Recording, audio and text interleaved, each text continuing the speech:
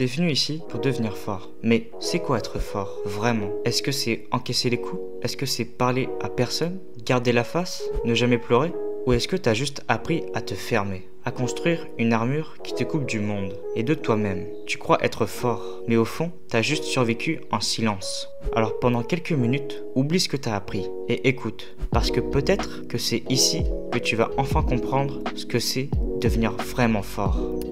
La force physique a ses limites. Tu peux forger un corps, l'entraîner, l'armer, mais qu'est-ce qu'un corps sans direction? Nietzsche disait « L'homme qui a un pourquoi peut endurer presque n'importe quel comment. Et ce pourquoi, ce n'est pas les muscles qui le portent, c'est l'esprit. Le corps encaisse, oui, mais c'est le mental qui décide de ne pas abandonner. Un être puissant, physiquement, et fragile psychiquement, peut être réduit à rien par une simple pensée. Et parfois, le plus grand combat, c'est pas contre les autres, c'est contre soi-même.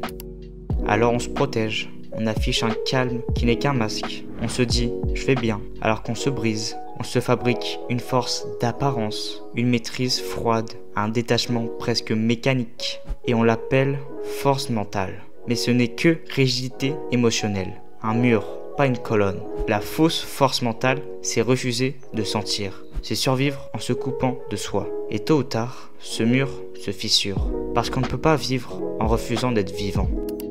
La vraie force mentale, c'est autre chose. C'est pas résister, c'est accueillir. C'est pas ignorer la peur, c'est marcher avec elle. C'est pas fuir l'angoisse, mais rester debout pendant qu'elle passe. La force mentale, c'est pas l'armure. C'est la capacité de tomber sans se haïr. C'est la douceur de se relever sans honte. C'est un travail lent, profond, intérieur. Une fidèle à soi-même, même dans les jours sans lumière. On cherche souvent à devenir fort, mais on oublie de devenir entier. La vraie force mentale, ce n'est pas de tout contrôler, c'est de vivre en acceptant de ne pas tout maîtriser. C'est de tomber, de se dire « je suis là » et de choisir malgré tout de continuer. Tu veux devenir fort? Commence par être vrai. Là, maintenant, avec ce que tu ressens. C'est de là que tout commence.